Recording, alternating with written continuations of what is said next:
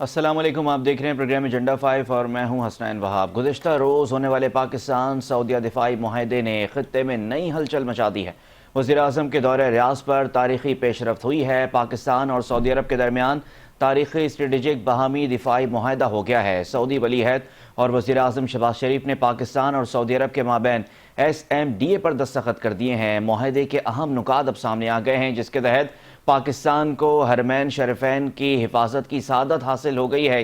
ये बहुत बड़ी बात है पाकिस्तान के लिए। इस मुआहदे में फील्ड मार्शल सैयद आसिम मुनीर ने अहम किरदार अदा किया है। मुआहदे के नुकात के मुताबिक दोनों बरादर ममालिक के दरमियान स्ट्रेटेजिक शराकत दारी की गहराई और दिफाई ताउन को मजीद मजबूत किया जाएगा। मुआहदे के तहत पाकिस्तान अब हरमैन शरीफैन के तहफ़्फ़ुज़ में सऊदी अरब का साथी बन गया है और मुक़द्दस मकामात के दिफा करने वाले पहले इस्लामी मुल्क का एजाज़ अपने नाम कर लिया है। मुआहदे के तहत पाकिस्तान मुक़द्दस मकामात के दिफा में सऊदी अरब के साथ खड़ा होगा और दोनों ममालिक भरपूर ताकत के साथ जवाब देंगे। मौजूदा और मुतवक्के ख़तरात और चैलेंजेस के तनाजुर में यह मुआहदा दिफा को मजबूत बनाने और दोनों ममालिक की दिफाई सलाहियतों की तैयारी और ख़ास तौर पर इंज़माम को बढ़ाएगा, ताकि दोनों ममालिक की सलामती और इलाकाई सालमियत को लाहक किसी भी खतरे का मुकाबला किया जा सके। इस मुआहदे की शिकों के तहत किसी भी मुल्क पर बैरूनी मुसल्लह हमला दोनों मुल्कों पर हमला तसव्वुर होगा, जबकि जाहरियत की सूरत में दोनों ममालिक दुश्मन को मुश्तरका तौर पर भरपूर जवाब देंगे। मुआहदे के तहत मुश्तरका दिफा की सूरत में दोनों ममालिक किसी भी खतरे को मिलकर देखेंगे और एक मुल्क की ताकत को दूसरे मुल्क के लिए इस्तेमाल किया जाएगा। एलामिये में यह भी कहा गया कि मुआहदे पर दस्तखत दोनों ममालिक के गहरे दो तरफा ताल्लुकात और सिक्योरिटी ताउन की तौसीक करते हैं, जो गुज़िश्ता कई दिहाइयों से मुश्तरका फ़ौजी तरबियत, कसीरुल जहती मशकों और दिफाई सनती ताउन के ज़रिए ज़ाहिर होता रहा है। यह मुआहदा अमन के फ़रोग़ और ख़ास तौर पर इलाकाई और आलमी सलामती को मुस्तहकम करने के मुश्तरका मकासद की भी खिदमत है। इस मुआहदे से दोनों ममालिक के लिए सिक्योरिटी, मईशत और सिफारतकारी को भी फ़ायदा होगा। इस मुआहदे की अहमियत इसलिए भी ज़्यादा समझी जा रही है जब एक अरब सरबराही इजलास के फ़ौरन बाद इज्तिमाई सलामती की तरफ तब्दीली का इशारा मिला। ख़ास तौर पर कतर पर इसराइली हमले के बाद पाकिस्तान और सऊदीया का ताउन 1967 से जारी है और 1979 में मस्जिद हराम के वाक़े के बाद मज़ीद गहरा हुआ, जब पाकिस्तानी स्पेशल फोर्सेस ने सऊदी अफवाज के साथ मिलकर मस्जिद हराम का कंट्रोल दोबारा हासिल किया था। 1982 में दोनों ममालिक ने एक दो तरफा सिक्योरिटी ताउन के मुआहदे के ज़रिए ताल्लुकात को बाज़ाब्ता शक्ल दी थी, जिसके तहत पाकिस्तान ने सऊदी सरजमीन पर तरबियत, मुशावरती मुआवनत और तैनाती फराम की। बाज़ औक़ात 20,000 तक पाकिस्तानी फ़ौजी सऊदी अरब में तैनात रहे और सऊदी अरब पाकिस्तानी साख्ता हथियारों का अहम ख़रीदार बना। फरवरी में रियाज़ में होने वाले जॉइंट मिलिट्री कोऑपरेशन कमेटी की मीटिंग में तरबियत और तबादलों को बढ़ाने का अज़म ज़ाहिर किया गया था। माहिरीन के मुताबिक पाकिस्तान के लिए ये मुआहदा स्ट्रेटेजिक और मुआशी दोनों तरह से फ़ायदेमंद होगा। इस मुआहदे के बाद पाकिस्तान को अहम सऊदी सरमायाकारी और फंडिंग के वसी मौक़े पैदा हो गए हैं और सऊदी अरब के साथ बाहमी दिफाई मुआहदे के बाद सरमायाकारों का भी एतमाद बहाल होता नजर आ रहा है। पाकिस्तान में आज स्टॉक एक्सचेंज में 1700 से ज़ायद पॉइंट्स का इजाफा हुआ और मार्केट 1,58,000 की तारीखी बुलंद तरीन सतह के करीब बंद हुई। मौशी माहिरीन के मुताबिक इस मुआहदे ने सरमायाकारों के एतमाद को तक़वियत दी है, जिससे पाकिस्तान के मुख्तलिफ शोबों में सरमायाकारी के मौक़े बढ़ने के इम्कानात मौजूद हैं। ये तो हो गई पाकिस्तान और सऊदी अरब की बात। दूसरी तरफ इस मुआहदे से पड़ोस में बड़ी खामोशी है।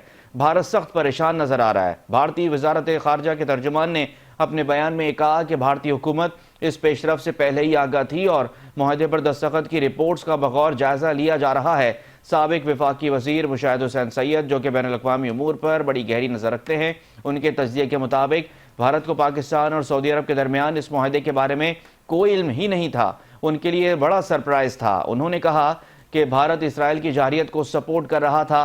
कतर पर हमले के बाद अमरीका ने अरब ममालिक को धोखा दिया। अरब ममालिक का अमरीका पर एतमाद अब ख़त्म हो चुका है।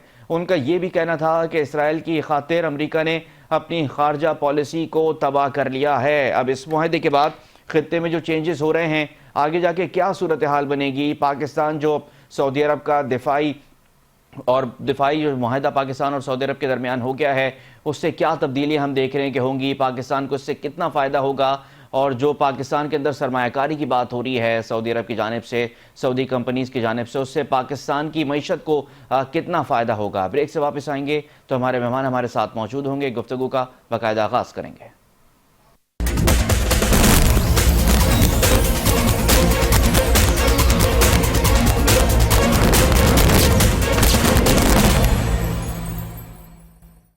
वेलकम बैक नाज़रीन। गुफ्तगू के सिलसिले का बाकायदा आगाज़ करते हैं। हमारे मेहमान हमारे साथ मौजूद हैं। सुहेल अजीज़ साहब ने हमें ज्वाइन किया है, प्रेसिडेंट हैं पाकिस्तान बिजनेस फोरम के। बहुत शुक्रिया सुहेल साहब, आपने प्रोग्राम के लिए वक्त दिया। और कर्नल रिटायर्ड मोहम्मद मारूफ साहब ने हमें ज्वाइन किया है, सीनियर दिफाई तज़कियाकार हैं। कर्नल साहब आपका भी बहुत शुक्रिया। कर्नल साहब आपसे शुरू करना चाहूँगा। ये जो हमने देखा कि बड़ी तब्दीली है और बहुत अहमियत है इस मुआहदे की जो कल हुआ है पाकिस्तान और सऊदी अरब के दरमियान। पूरी हलचल इस वक्त मच गई है खत्ते के अंदर। बड़ी अहमियत का हामिल इस मुआहदे को करार दिया जा रहा है, ख़ास तौर पर जो सरबराही इजलास हुआ था कतर दोहा के अंदर, उसके फ़ौरन बाद इस अपडेट का आना। किस तरह से देख रहे हैं इस आम मुआहदे को? बिस्मिल्लाहिर्रहमानिर्रहीम। सबसे पहले आपका शुक्रिया अदा करूंगा, आपने मुझे अपने प्रोग्राम में मौजूद किया और बात करने का मौका दिया। बात यह है कि जो इस वक्त दुनिया में जो पॉलिटिक्स या स्ट्रेटजी चल रही है, उसमें बेशुमार चीज़ें जो है ना वो बेनकाब हो रही हैं, डिस्कवर हो रही हैं। और वो ऐसे लग रहा है कि जैसे दुनिया का वर्ल्ड ऑर्डर जो है वो चेंज हो रहा है। देखिए ना, आपके सामने मिडिल ईस्ट में बहुत ज़्यादा तब्दीलियाँ आ रही हैं। और इस वक्त मिडिल ईस्ट में जो इसराइल है, उसने 5 मुल्कों को पे हमला किया हुआ है, उनको इंगेज किया हुआ है, और उधर से कोई रिस्पांस नहीं आ रहा। तकरीबन 67,000 उसने फ़लस्तीनी बच्चे, बूढ़े, औरतें मार दिए, शहीद कर दिए हैं। कोई रिस्पांस नहीं है, उसको पूछने वाला नहीं है। और अभी देखें, इंतहा को ये बात मेरे ख्याल में एक्सट्रीम लेवल पर चली गई है कि दोहा या कतर जो एक मीडिएटर के रोल, और वो है भी कंप्लीटली इनके अलाई में आता है, अमेरिकन अलाई, वहाँ अमेरिका के अड्डे भी हैं, उस पर भी इसने हमला कर दिया, उसको भी स्पेयर नहीं किया। इन हालात में जो दुनिया की सोच है, पर्टिकुलरली ये मिडिल ईस्ट वालों की, उसका चेंज होना एक मेरे ख्याल में कुदरती अमर है, एक मंतकी अमर है। उसकी वजह यह है कि वो ये समझ रहे थे कि अमेरिकन अड्डे हमारे पास मौजूद हैं, अमेरिका ने हमारी सिक्योरिटी की जो गारंटी दी हुई है, जिम्मेदारी दी हुई है, उन हालात में हम बहुत महफूज हैं। लेकिन हालात ने साबित किया, वक्त ने साबित किया कि ये सब जो है ना, ये महज एक धोखा था और उनकी आंखों पे पर्दे पड़े हुए थे। और इन हालात में आपने ये भी देख लिया कि इंडिया और इसराइल का जो एक बहुत ही चोली दामन का और बहुत कुर्बत का सामना जो हमने देखा ईरान के मामले में, और फिर इसराइल की जैसा इंडिया सपोर्ट कर रहा है उस हालात में।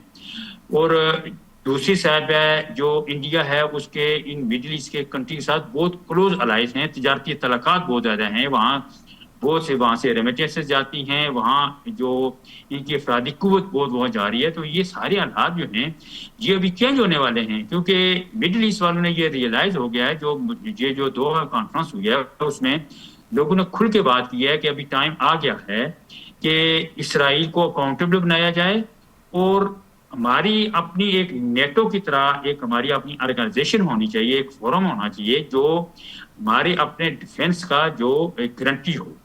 तो मेरे ख्याल में वहाँ काफ़ी लोगों में ये चीज़ जो है ना, इसकी फीलिंग पाई जा रही है। उन लोगों ने इस तरह की बातें की हैं, लेकिन अगरचे उस कॉन्फ्रेंस का कोई उस तरह का आउटकम नज़र तो नहीं आया, वो महज एक अल्फाजी थी। लेकिन एक चीज़ तो बड़ी वाज़ेह है कि लोगों में एहसास ज़रूर है कि हम सिक्योर नहीं हैं। हमारे पे किसी वक्त भी इसराइल हमला कर सकता है। उसने यमन पे हमला किया, उसने शाम पे हमला किया, उसने लेबनान पे हमला किया, उसने ईरान पे हमला किया, अभी कतर पे हमला किया। तो क्या आप समझ सकते हैं इसके बाद क्या इजिप्ट क्या है वो महफूज है, क्या यूएई महफूज है, सऊदी अरब महफूज है? तो ये एक बड़ी अजीब किस्म की तशवीश पाई जाती है। उसके तनाजर में सऊदी अरब के जो MBS हैं मोहम्मद बिन सलमान, उन्होंने पाकिस्तान के वज़ीर आज़म शहबाज शरीफ साहब को वहाँ कॉन्फ्रेंस में ये इनवाइट किया कि आप आएँ, और उनके देन में ये आइडिया था कि हमने ये करना है। तो आपके सामने वहाँ गए प्राइम मिनिस्टर, और जिस अंदाज से उन्होंने वहाँ रिसीव किया, इस्तकबाल किया, और जो उन्होंने इज्जत दी, मेरे ख्याल पाकिस्तान के लिए बहुत बड़ा बहुत एजाज़ है। और इसकी बुनियादी वजह जो है वो ये है, एक तो इसराइल का जो हेजेमोनियल डिज़ाइन है, या उसका जो ये हर तरह से कोई बेलगाम हो के मुख्तलिफ ममालिक में हमला करना, एक वजह ये बनी। और दूसरी वजह ये बनी है कि जो पाकिस्तान और इंडिया के दरमियान जो 4 दिन की लड़ाई हुई है 10 मई को, उसका जो आउटकम है उसकी वजह से पाकिस्तान के बारे में जो लोगों का कंसेप्ट था वो चेंज हो गया है। पाकिस्तान के बारे में इंडिया ने, चूंकि इंडिया बहुत बड़ी मार्केट है, इंडिया की जो खारजा पॉलिसी है या उसकी जो लॉबी है वो इस तरह की रही है हमेशा पाकिस्तान के बारे में कि पाकिस्तान एक छोटा मुल्क है, वो हमेशा दहशतगर्दी का शिकार रहा है, वहाँ पॉलिटिकल स्टेबिलिटी नहीं है, इकोनॉमिकल स्टेबिलिटी नहीं है, इकोनॉमिकली वो डिफॉल्ट हो रहा है, वहाँ जो हालात हैं बहुत ख़राब हैं। तो इन हालात में पाकिस्तान जो है हम उसको तर नवाला की तरह ले लेंगे, हम हमारी फौज बहुत बड़ी है, हमारी इकानमी बहुत बड़ी है, हमारी जो है हमारा जीडीपी बहुत ज़्यादा है, तो पाकिस्तान हमारे मुकाबले में कुछ नहीं है। लेकिन जब लड़ाई हुई ये 10-4 दिन की, उसने साबित कर दिया कि पाकिस्तान जो है वो कुछ भी कर सकता है, इंडिया के उसके मुकाबले में कुछ नहीं है, जिसकी वजह से अमेरिका, मिडिल ईस्ट, यूरोप, तमाम जो अकवाम हैं उनके पाकिस्तान के बारे में जो कंसेप्ट है, जो सोच थी वो चेंज हो चुकी है। और मेरे ख्याल में इसी वजह से सऊदी अरब ने भी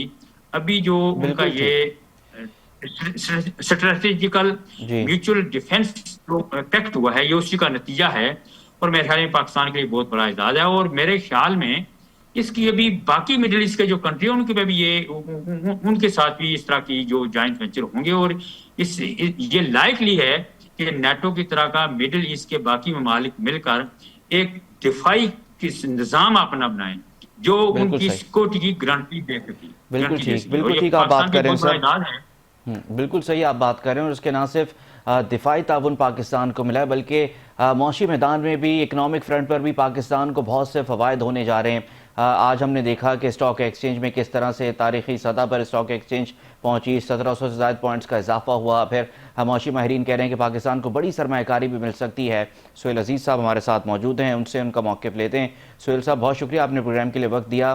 सर, एज आ प्रेसिडेंट पाकिस्तान बिजनेस फोरम, आप किस तरह से देख रहे हैं इस अहम माहदे को? क्या पाकिस्तान के ऊपर नताइज इसके मुरतब होंगे? दिफाई मामलात पर तो कर्नल साहब बात कर रहे थे, आप मौशी फ्रंट पर हमें क्या मिलने जा रहा है इस माहदे के बाद, खास तौर पर इस खत्ते में और इस खत्ते से बाहर?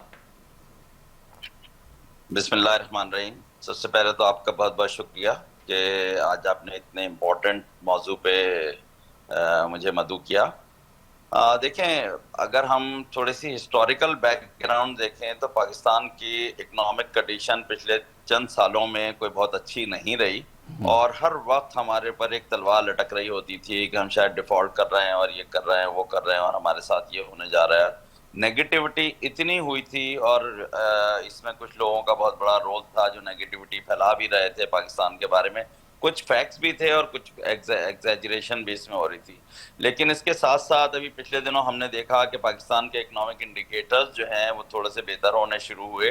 इसी तरह स्टॉक एक्सचेंज का आपने बताया कि अभी तो अल्हम्दुलिल्लाह 158 पे चली गई, लेकिन पिछले दिनों मतलब ये ग्रेजुअल प्रोसेस हुआ है, एक रेगुलर इसमें इंक्रीज हुआ है पाकिस्तान के स्टॉक एक्सचेंज में। हमारी जो एक्सचेंज रेट है वो स्टेबल रहा है हमारा पिछले दिनों। हमारे जो इंटरेस्ट रेट है उसमें बहुत हद तक 22% से हम 11% पे आ गए हैं। इन्फ्लेशन को बहुत हद तक हमारे यहाँ कंट्रोल हुआ था। लेकिन इसके साथ साथ हमारे यहाँ एक चीज़ कही जा रही थी कि, और वो फैक्ट भी है कि ये सारे जो इकोनॉमिक इंडिकेटर्स जो बेहतर हो रहे हैं, इसका फिल्टर डाउन इफेक्ट जो है वो जनरल पब्लिक तक आना चाहिए, जो अपेरेंटली नज़र नहीं आ रहा था।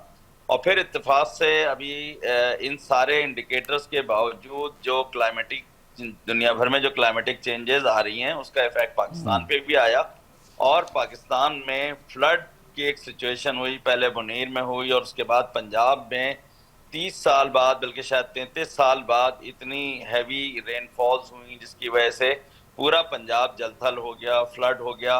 उसमें बहुत सारी चीज़ें हैं, हम ब्लेम भी करते हैं कि इंडिया की तरफ से पानी छोड़ा गया, लेकिन हमें ये भी देखना चाहिए कि हमने क्या प्रिकॉशंस लिए थे इन सब चीज़ों को रोकने के लिए। हमें नहीं पता था कि इंडिया पानी छोड़ देगा, और हमें नहीं पता था कि हम ये रिवर बेड्स पे क्या क्या चीज़ें सोसाइटीज़ बना रहे हैं और जो चीज़ कर रहे हैं। तो ये सारी चीज़ें एक बहुत बड़ा इकोनॉमिक चैलेंज अभी इस फ्लड की वजह से, अभी 2022 के फ्लड से ही हम पूरी तरह नहीं निपट पाए थे, जिसका तखमीना लगाया गया था कि पाकिस्तान को तकरीबन $30 बिलियन का लॉस हुआ था। तो वो अभी तक हम रिकवर नहीं कर पाए। तो अब इस वाले फ्लड को हम देख रहे हैं जो सिंध की तरफ बढ़ रहा है, अब अभी नहीं, ये इसका एस्टिमेट ही नहीं हुआ कि कितना इसका नेगेटिव इम्पैक्ट आएगा। ठीक। अपेरेंटली एग्रीकल्चर सेक्टर पे तो इसका बहुत बड़ा इम्पैक्ट आएगा, और एग्रीकल्चर सेक्टर पे जो इम्पैक्ट आएगा उससे जीडीपी ग्रोथ जो है वो डेफिनेटली कम होगी, हमारे यहाँ इन्फ्लेशन थोड़ा सा बढ़ेगा, महंगाई बढ़ेगी, और उसकी वजह से अनएम्प्लॉयमेंट पे भी फर्क पड़ेगा। इन सब नेगेटिविटीज के साथ साथ ये एक बहुत अच्छी और पॉजिटिव खबर आई है कि इस पूरे अभी पिछले दिनों जंग का भी एक माहौल रहा, मई में पाकिस्तान और इंडिया के दरमियान भी एक फाइट हुई, और इसराइल की जो एट्रोसिटीज बढ़ गई हैं गजा की जानिब, और उसने अब गजा से निकल के, जिस तरह कनल साहब बता रहे थे कि उन्होंने 5 इस्लामिक कंट्रीज पे अब तक अटैक कर चुके हैं वो, तो इस वजह से इस खत्ते की सिचुएशन बहुत खतरनाक हुई थी और बहुत सेंसिटिव थी। इस सिनेरियो में हमें ये देखना चाहिए कि ये जो एग्रीमेंट हुआ है इसके टाइमिंग्स कितने इम्पोर्टेंट है, कि अभी इसराइल ने बहुत सारे लोगों पे जब कर रहा था तो ना अरब वर्ल्ड में कोई हलचल थी, ना किसी और तरफ कोई थी, लेकिन अभी कतर पे जब हमास की लीडरशिप पे अटैक हुआ तो सब लोगों को एकदम जागे और उन्होंने कहा कि हमें कोई समिट करनी चाहिए। उन्होंने एक समिट कॉल की, अरब समिट, और उसमें मुख्तलिफ लीडरशिप्स को भी बुलाया, वहाँ बहुत सारी डेलिब्रेशन हुई, और इसमें इस तशवीश का इजहार किया गया कि जो इसराइल जो एक इस वक्त बेनत्था बैल बना हुआ है, तो वो किसी तरफ भी और किसी के साथ भी कुछ कर सकता है। तो लोगों को सब तमाम अरब ममालिक समेत जितने भी ममालिक हैं उनको अपनी तशवीश हुई कि हमें अपनी सिक्योरिटीज के लिए कोई जॉइंट एक्शन लेना चाहिए। ऑल्दो के इस समिट के बाद कोई जॉइंट डिक्लेरेशन इस तरह का नहीं आया जो बहुत ज्यादा उसको कंडेम करता या अपनी सिक्योरिटी के बारे में बात करता, लेकिन जो पॉजिटिव डेवलपमेंट ये हुई कि वहां पे साइडलाइन पे जो प्राइम मिनिस्टर शहबाज शरीफ की जो मोहम्मद बिन सलमान साहब से मुलाकात हुई, तो उसके बाद ये एक मीटिंग तय हुई कि हम सिक्योरिटी का जो हमारा एग्रीमेंट था, जो एक बहुत पुराना एग्रीमेंट है हमारा, ये आज का नहीं है सऊदी अरब के साथ, ये 1967 से ये एक एग्रीमेंट चल रहा है हमारा, पाकिस्तान सऊदी डिफेंस टाइज का एक एग्रीमेंट है जो cooperation between the two states 1967 में हुआ था। और फिर उसके बाद 1979 में जब आपको याद होगा कि बैतुल्ला पे हमला हुआ था और कुछ लोगों ने उसको कैप्चर करने की कोशिश की थी, तो पाकिस्तानी फोर्सेस ने सऊदी ट्रूप्स के साथ मिलकर जो हरम को रिक्लेम किया था, तो ये एक उसी माहिदे का पार्ट था। लेकिन उसके बाद से 92 में थोड़ी सी इस मामले में कोई हलचल हुई थी और उसमें कोई इंस्टीट्यूशनल सिक्योरिटी टाइज के बारे में बात हुई थी। बिल्कुल ठीक। बायलैटरल सिक्योरिटी कोऑपरेशन जो एग्रीमेंट है उसको एनहांस किया जाएगा, जिसमें पाकिस्तानी और सऊदी फोर्सेस के दरमियान training, advisory support and deployments on Saudi soils पे बात हुई थी। और उसके बाद तकरीबन 20,000 पाकिस्तानी ट्रूप्स जो हैं वो सऊदी सॉइल्स पे डिप्लॉय भी हुए, ये 1982 ऑनवर्ड की बात है। लेकिन उसके बाद से अब तक उसके बारे में कोई डेवलपमेंट नहीं हो रही थी। तो अब ये जो माहिदा हुआ है इस वक्त, ये बड़ा लैंडमार्क माहिदा है और बड़ा टाइमली है, और ये दोनों कंट्रीज के लिए बहुत इंपॉर्टेंट है। उन्होंने इसके जो वर्डिंग्स हैं जिसमें जहां ये कहा गया है कि हम किसी भी कंट्री पे अगर कोई एग्रेशन किया जाता है तो वो दूसरी कंट्री पे तस्वुर, और ये बड़ी इंपॉर्टेंट बात है ना सिर्फ दोनों कंट्रीज के लिए बल्कि तमाम अरब ममालिक के लिए भी, क्योंकि जो हंगामी सरबराही इजलास हुआ था दोहा कतर के अंदर, उसके अंदर एक तो कर्नल साहब अरब ममालिक से शिकायत हमेशा रही है तमाम लोगों की कि अरब ममालिक के दरमियान, इस्लामी ममालिक के दरमियान किसी बात पर इत्तेफाक नहीं होता, कहीं पे वो स्टैंड नहीं करते। लेकिन आपको नहीं लगता कि इजराइल की इस हरकत ने, जो कतर पर दोहा में हमला किया गया, उसने मजबूर कर दिया तमाम इस्लामी ममालिक को कि एक प्लेटफॉर्म पर जमा हो, एक अलग मजबूत और सख्त स्टांस लिया जाए इजराइल के खिलाफ, जिससे सदर ट्रंप भी नाराज हमें कुछ नजर आए? देखिए, ये बात आपकी सही है। ये इस इतना बड़ा ये एडवेंचर किया इसराइल ने, जिसका शाख जो है पूरी दुनिया में किया, सब ममालिक ने हर तरफ से इसकी मजम्मत की गई, इवन अमेरिका ने भी इसकी मजम्मत की। ये बात बिल्कुल सही है और वो बड़ी प्रोमिनेंट है, और उसी के नतीजे में ये इमरजेंसी एक अरब लीग और ये जो OIC है उसकी जो कॉन्फ्रेंस हुई दोहा में, जो हुई, ये बात सब लोग गए भी, वहाँ हाजिरी भी हुई, लेकिन इसका जो एक अनफॉर्चुनेट पार्ट है कि इसका आउटकम जो है वो उस तरह का कोई कंक्रीट किस्म का नहीं सामने आया। वही मजम्मती जो करारदाद है कि उसको मजम्मत किया गया, उसने इलीगल काम किया। लेकिन ना अभी बातें तो बहुत हो चुकी हैं, करारदादें तो बहुत हो चुकी हैं, पास हो चुकी हैं। इस पे मजम्मती करारदादें और even court of international court of justice का डिसीजन आया हुआ है, यूनाइटेड नेशन सिक्योरिटी काउंसिल की रेजोल्यूशन पास हुई हैं। लेकिन अमली तौर पर जो इसराइल है वो उसी तरह बदमाशों की तरह और जो लोग जो काम करते हैं बिल्कुल बेरियों की तरह उस तरह वो काम कर रहा है और 5 ममालिक पर उसने हमला कर दिया और उसका जवाब कहीं से नहीं आ रहा। ईरान के साथ उसका हुआ, लेकिन उसमें भी आपने देख लिया कि ईरान की जो उसकी न्यूक्लियर जो इंस्टॉलेशन है उसको तबाह कर दिया, उनकी जो लीडरशिप है उनको उसने शहीद कर दिया। उसके मुकाबले में हम समझ रहे थे कि इसराइल का बहुत नुकसान हुआ है। लेकिन अमली तौर पर जब उसके बाद का जो सिनेरियो है वो ये है कि उसके बावजूद उसने उसके बाद शाम पे हमला किया, लेबनान पे हमला किया, यमन पे हमला किया और इसराइल जो हमारे फलस्तीनी भाई हैं उनको उसी तरह वो शहीद कर रहा है। तो उसे अगर जो उसका नुकसान हुआ है लेकिन उसकी स्ट्रेटजी, उसका जो तरीका या उसका अमल जो है उसमें कोई फर्क नजर हमें नहीं नजर आया और उसका बल्कि कतर भी उसका जो है अभी शिकार हो गया। तो मैं समझता हूं कि अभी अमली तौर पर काम करने की जरूरत है और अमली तौर पर अगर कोई काम हुआ है तो ये माहिदा है। बाकी उस कॉन्फ्रेंस में इस तरह की कोई रेजोल्यूशन पास नहीं हुई जिसमें नेटो तर्ज की कोई दिफाई तंजीम बना दी जाती या कोई फौज बना दी जाती या कोई इस तरह का तरीकाकार वाज़ा किया जाता जहां लोगों की जो मुख्तलिफ ममालिक हैं उनकी जो सिक्योरिटी है वो गारंटेड हो जाए। वो उस तरह की चीज नजर नहीं आई, बल्कि जब वहां वो कॉन्फ्रेंस हो रही थी उसी वक्त कतर के जो वजीर आजम है वो अमेरिका में बैठे हुए थे। हालांकि उस वक्त सख्त नाराजगी का इजहार करने की जरूरत थी। मैंने आज जो है एक वाकया पढ़ा कि जब फॉकलैंड पे हमला हुआ था तो उस वक्त की जो थी प्राइम मिनिस्टर यूके की, उनको जब बताया गया तो उन्होंने कहा जी कि हम इसका फौरन जवाब देंगे।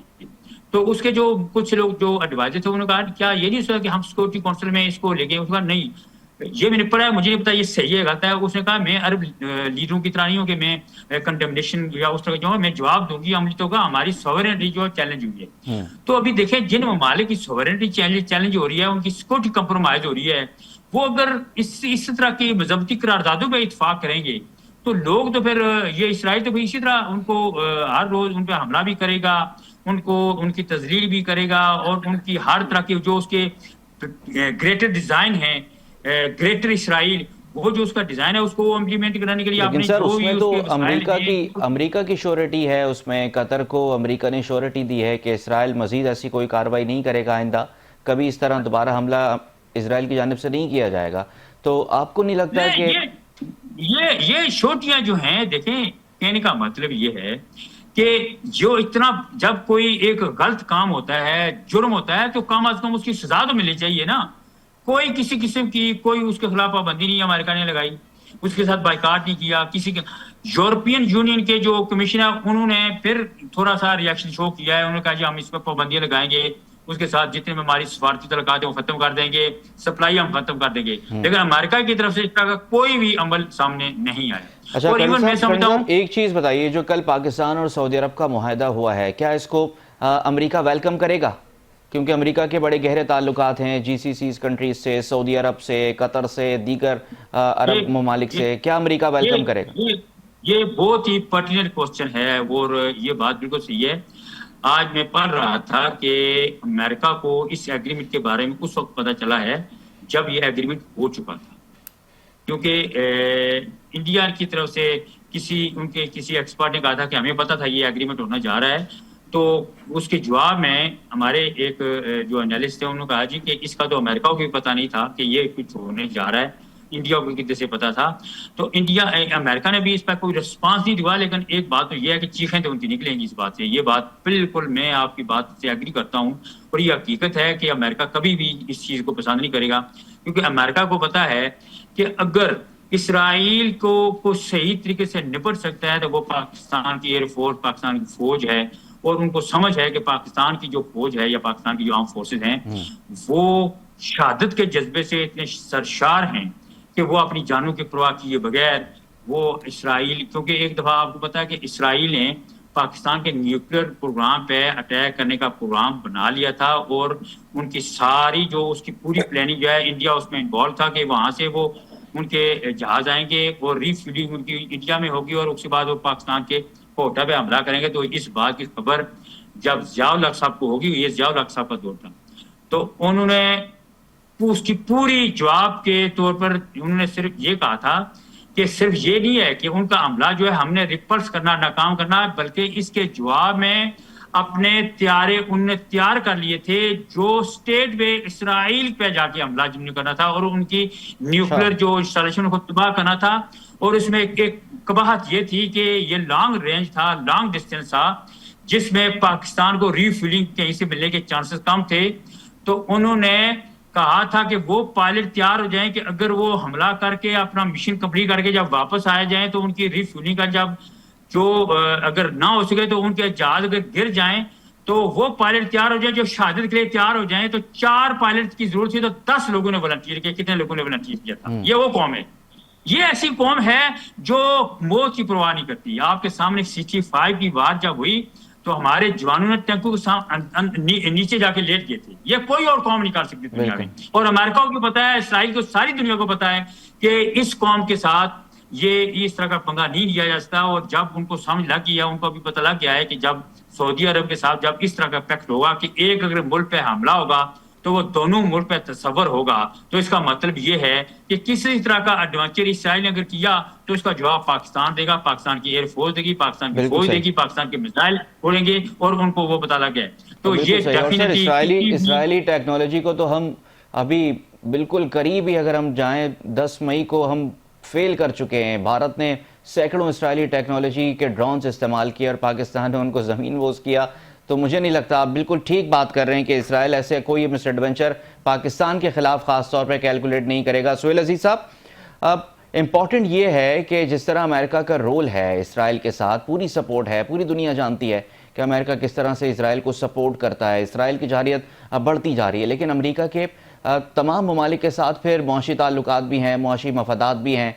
जब सदर ट्रंप ने अभी इधर गल्फ का दौरा किया, बिलियन ऑफ डॉलर्स वो सरमायाकारी अमेरिका लेकर गए वापस। आपको नहीं लगता कि इसराइल की इतनी ज़्यादा सपोर्ट से वो ख़राब कर रहे हैं अपने मामलात गल्फ से?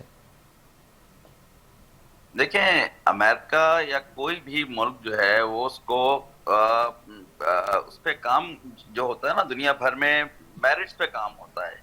और अमेरिका जैसा मुल्क जो बहुत ही डेमोक्रेटिक मुल्क है, जिसकी एक हिस्ट्री है, तो वो इस मामले में जहां उसकी इस कोई सिचुएशन आती है कि मेरिट पे क्या फैसला होना चाहिए, तो अगर इसराइल जो कुछ कर रहा होता है वो इसराइल की तरफ टिल्ट हो जाता है। उसकी वजह सबको पता है कि अमेरिका में इसराइली लॉबी इतनी स्ट्रांग है, खासतौर पे उनकी डिफेंस इंडस्ट्री जो है वो उनके हाथों में है और वो उनके हाथों में यरगमाल बने हुए हैं। तो अमेरिका का हमेशा से पहले भी रोल इसराइल की तरफ रहा है और अभी भी रहेगा। लेकिन अमेरिका को इस वक्त ये देखना पड़ेगा कि मारूजी हालात दुनिया भर में और क्या चल रहे हैं। इस वक्त आप देखें, बहुत सारे ऐसे यूरोपियन कंट्रीज जो मतलब अमेरिका के फेवर में, बल्कि पूरा वेस्ट और वो अमेरिका के साथ मिलकर चल रहा था। खासतौर में मैं आयरलैंड का, स्पेन का और इन कंट्रीज का नाम लूंगा जिन्होंने खुल के इसराइल की मजम्मत की है। अब आप देखें, अभी जो आजकल गजा के अगेंस्ट में जो एक फ्लोटिला एक वो चल रहा है, शिप्स जो जा रहे हैं लोगों के, वो स्पेन से चले और वहां से, इसमें आप देखें मेजॉरिटी जो है वो अमेरिकन एंड यूरोपियंस की है, उसमें गोरा उसमें बैठा हुआ है जो तो इस वक्त अमेरिका के खिलाफ या इसराइल के खिलाफ एक पूरे दुनिया में एक मजम्मती टाइप की चीज चल रही है कि लोग उसको पसंद नहीं कर रहे। तो अमेरिका को भी ये सोचना चाहिए और सोचना पड़ेगा कि हम कब तक उसका साथ देते रहेंगे, उसकी सारी खुराफात का, उसकी सारी बदतमीजियों का कैसे साथ दे सकते हैं। तो अमेरिका को बहरहाल ये सोचना पड़ेगा। और अब खास तौर पे ये इस सिनेरियो में जब इस तरह के माहिदे अब रिवाइव हो रहे हैं, अभी पाकिस्तान का जैसे सऊदी अरब के साथ हुआ है और इंशाअल्लाह और भी मुल्कों के साथ इस तरह के माहिदे होंगे। और इसमें हमें एक चीज नहीं भूलनी चाहिए कि इस माहिदों के पीछे ये अभी हमारे ये जो एक पाकिस्तान इंडिया की जो वॉर हुई है, इसमें हमारी आर्म फोर्सेस ने, हमारी एयर फोर्स ने और हमारी सारी फोर्सेस ने जिस तरह का रोल प्ले किया है, और हमारे साथ चाइनीज के भी हमें इसके साथ साथ मशकूर होना चाहिए कि उन्होंने हमारी बैकबोन बने रहे, और उसकी वजह से हम्म। हमारा एक बहुत ही पॉजिटिव इंप्रेशन दुनिया की तरफ गया है, और दुनिया हमारी तरफ देख रही है कि पाकिस्तान एक सोवरेन स्टेट है और वो अपने आप को भी प्रोटेक्ट कर सकती है और हम दूसरे लोगों के मफादात का भी प्रोटेक्ट कर सकती है वो। तो ये एक बहुत अच्छी चीज है, और इसका आपने रिफ्लेक्शन देखा अभी कि कल जब मुआहदा हुआ तो पूरे रियाज की जितनी भी बिल्डिंग्स थी उसमें पाकिस्तानी और सऊदी अरब के झंडे और उनकी लाइटों जी से जी। रोशन हो गए थी सारी बिल्डिंग। इसी तरह पाकिस्तान की जितनी भी इंस्टॉलेशन थी उसमें भी ग्रीन लाइट्स जली, तो दोनों तरफ से खुशी का इजहार किया गया, जो बहुत एक पॉजिटिव चीज है। अब इसका जो पॉजिटिव इम्पैक्ट जो है, देखें जब भी इस तरह के माहदे होते हैं तो ये विन विन होते हैं, इसमें ऐसा नहीं होता कि किसी एक का फायदा हो रहा है और दूसरे का नुकसान हो रहा है। तो पाकिस्तान को इसका जो फायदा होगा इस एग्रीमेंट का, कि पाकिस्तान की इकोनॉमिक बेनिफिट्स इसके जो होंगे कि सऊदी अरब से इंशाल्लाह कि हमारे पास इन्वेस्टमेंट, और जो वैसे भी फिजिकल हमारा जो डेफिसिट होता है उसको पूरा करने में सऊदीया हमारा अक्सर साथ देता रहा है, तो मोस्ट प्रॉब्ली इसमें हमें फंडिंग भी मिल सकती है और हमें इन्वेस्टमेंट के तो हमें बहुत ज्यादा चांसेस हैं। अभी माइनिंग के सेक्टर के बारे में बात हो रही है आजकल कि ये $8 बिलियन का हमारा सिर्फ माइनिंग का सेक्टर है, कि जिसमें बहुत सारे मतलब अपॉर्चुनिटीज हैं। तो इसमें बहुत सारे सऊदी और अरब क्या दूसरे मुल्क भी आ रहे हैं और आ सकते हैं। सऊदी अरब का सबसे बड़ा जो मेरा ख्याल है कि इन्वेस्टमेंट हमारे यहाँ आ सकता है वो एग्रीकल्चर सेक्टर में आ सकता है, जिसमें SIFC ने बहुत सारा काम किया हुआ है। बहुत सारी लैंड जो है हम्म। उन्होंने इस तरह की रिजर्व की है, जो इंटरनेशनल इन्वेस्टर्स जो आ रहे हैं और वो इस पे आके काम करेंगे। अगर सऊदी अरब हमारी इस अपॉर्चुनिटी से फायदा उठाता है एग्रीकल्चर वाली, तो इसमें दोनों का बहुत बड़ा फायदा होगा कि पाकिस्तान की लैंड जो बिल्कुल है वो ठीक। एग्रीकल्चर लैंड वो उसमें पॉजिटिव इम्पैक्ट आएगा, बहुत सारी हमारी क्रॉप बेहतर हो जाएंगी, टेक्नोलॉजी हमारे यहाँ आ जाएगी। और सऊदी अरब का सबसे बड़ा फायदा होगा कि उनकी जो फूड सिक्योरिटी का एक बहुत बड़ा इशू जिस वक्त दुनिया में चल रहा है, पाकिस्तान से फूड वो जो फूड ग्रेन जो एग्रीकल्चर सेक्टर में जो डेवलपमेंट होगी जी वो जी। सऊदी अरब एक्सपोर्ट होगी, तो सऊदी अरब की फूड सिक्योरिटी का मसला होगा और हमारी इंशाल्लाह इसमें एक्सपोर्ट बढ़ेगी। तो ये बहुत सारे फैक्टर्स हैं, और सऊदी अरब को जो इसका फायदा होगा, उनको जो थ्रेट्स हैं अपने आसपास से, और आपको पता है उनके यमन से और ईरान से भी थोड़े बहुत हैं, तो वो अपने आप को प्रोटेक्ट करना चाह रहे हैं। और ख़ास तौर पे इसराइल ने जो अभी कतर पे जो हम अटैक किया है उसके प्रोस्पेक्टिव में कि वो कोई किसी तरह की जो प्रोस्पेक्टिव एग्रेशन हो सकती है किसी की तरफ से भी, उसको प्रोटेक्ट बिल्कुल करने सही। के लिए उसने पाकिस्तान के साथ ये वादा किया है। तो ये दोनों के लिए विन विन सिचुएशन है। बिल्कुल ठीक है कर्नल मारूफ साहब, जो इस वक्त हम देख रहे हैं पाकिस्तान में जो सिविल और मिलिट्री रिलेशनशिप है बड़े मिसाली हैं। आर्मी चीफ जो फील्ड मार्शल सैयद आसिम मुनीर हैं वो इस वक्त फ्रंट से लीड कर रहे हैं तमाम मामलात को, और इस माहदे में भी उनका कलीदी किरदार है। वज़ीर-ए-आज़म शहबाज शरीफ के साथ गैर मुल्की दौरे कर रहे हैं और जो उनकी पर्सनैलिटी है उसको इस्तेमाल कर रहे हैं पाकिस्तान की बेहतरी के लिए। आप फोर्सी कर सकते हैं पाकिस्तान के लिए और अच्छी चीज़ें मुस्तकबिल करीब में आने वाली हैं और दीगर ममालिक पाकिस्तान में सरमायाकारी की तरफ राग़िब हो रहे हैं। SIFC का जो किरदार है मुल्क के अंदर FDI को लाने के लिए, आप फोर्सी कर सकते हैं कि बेहतर दिन और आने वाले पाकिस्तान में इस तरह की चीज़ें हमें और मिलेंगी देखने को? देखें, मैं आपको एक बात बताऊँ, हो सकता है कई लोग मुझसे इख्तलाफ करें। दुनिया में मुख्तलिफ किस्म के गवर्नेंस जो तरीक़ाकार हैं, डेमोक्रेसी में कहीं प्रेसिडेंशियल फॉर्म ऑफ गवर्नमेंट है, कहीं चांसलर हैं, कहीं पार्लिमानी तरीक़ाकार है, तो कहीं सिंगल पार्टी का, अभी चाइना में सिंगल पार्टी है, UAE में जो मोनार्की है, और वो मुल्क जो है वो तरक्की कर रहे हैं। मैं समझता हूँ कि Pakistan over period of time, हमने पार्लिमानी फॉर्म ऑफ जो हमारा गवर्नमेंट है वो चल रहा है, लेकिन इसमें वो डिलीवरेंस वाला जो सिलसिला है, डिलीवरेंस बहुत कम आई है, और हम अक्सर जो है वो मसाइल का शिकार रहे हैं। जो मौजूदा सिस्टम है इसे आमतौर पर हाइब्रिड फॉर्म ऑफ गवर्नमेंट कह रहे हैं। जो हमारे लोग, क्योंकि हमने बाद अरसे से डेमोक्रेसी डेमोक्रेसी और ये पार्लिमानी फॉर्म ऑफ गवर्नमेंट को देख देख के हमारे जहन में ये बैठा हुआ है। अभी ये मौजूदा जो फॉर्म ऑफ गवर्नमेंट आपने देखा, इसने ये डिलीवर कर रहा है आपके सामने। मुल्क में जो टैक्स टू जीडीपी रेशियो है वो बेहतर हुई है, जो डेट टू जीडीपी रेशियो है वो बेहतर हुई है। पहले 75 थी, अभी 69 हो गई है जी। फॉरेन जो आपकी पॉलिसी है वो आप इस वक्त बहुत बैलेंस पॉलिसी है। इस वक्त चाइना और अमेरिका दोनों को आपने इंगेज किया हुआ है। इसके अलावा बाकी जो मुल्क हैं, मिसाल के तौर पर इंडिया ने कहा कि हमने 3 मुल्कों से लड़ाई की है, चाइना, पाकिस्तान और टर्की से। बिल्कुल। तो ये देखने फॉरेन पॉलिसी का नतीजा है कि ये सारे लोग हमारे साथ थे। अजरबैजान भी, उसने भी खुल के हमारी हिमायत की। अच्छा, ये जो चीजें हैं ये जो सामने आ रही हैं। इसी तरह इकोनॉमिक फ्रंट में आपने देखा कि क्रेडिट रेटिंग आपकी पिछले 1.5 साल में 3 दफा बेहतर हुई है। इंटरेस्ट रेट बहुत बेहतर हो रहा है। उसके बाद जो आपके रेमिटेंसेस हैं वो बहुत बेहतर हो रही हैं। तो आपकी मुल्क की जो जितने भी इकोनॉमिक्स इंडिकेटर हैं वो बहुत बेहतर हैं। और ये कोशिश या एक उम्मीद की जा रही है कि मुल्क जो है वो भी इंशाल्लाह टेक ऑफ करने जा रहा है। और जो उसके बाद ये जो इंडिया के साथ हमारी लड़ाई हुई और जो आजकल एग्रीमेंट हो रहे हैं, इसके बाद चाइना के साथ हमारे जो सी पैक के बारे में, सी पैक सेकंड फेज पे बहुत ज्यादा वहां भी पेशरफ्त हो रही है। चाइना बल्कि हमारी हर मामले में, हर फील्ड में हमारी मदद कर रहा है और प्रोएक्टिव है। तो ये सारी चीजें जो हैं ये पाकिस्तान की जो पार्लियामेंट है, पाकिस्तान की जो सिविल गवर्नमेंट है और जो एस्टेब्लिशमेंट या आर्मी है, उनके को आपस में अमांगी की वजह से हो रही है। वो जो लोग कहते हैं कि इससे पहले कि वो एक पेज पर नहीं होते, उसकी वजह से कन्फ्रंटेशन शुरू हो जाती है। मेरे ख्याल में इस वक्त पॉलिटिकल इस्तेकाम भी है सॉरी पार्लियामेंट काम कर रही है, अदालतें काम कर रही हैं, अदारे काम कर रहे हैं। इस वक्त पाकिस्तान में एक ही इशू है जिसकी वजह से पाकिस्तान को थोड़ा प्रॉब्लम है, और वो है दहशतगर्दी का। और वो जो आपको पता है कि इंडिया जो है वो उसको स्पॉन्सर कर रहा है, हमारे वेस्टर्न बॉर्डर से वो सारी स्पॉन्सर हो रही है। और वो कोशिश कर रहे हैं कि हमारे जो केपीके और बलोचिस्तान को डिस्टेबलाइज किया जाए। तो माशाल्लाह हमारी जो फोर्सेस हैं वो बड़े बहादुराना तरीके से, बड़े अच्छे तरीके से उनके साथ भी कन्फ्रंट हैं।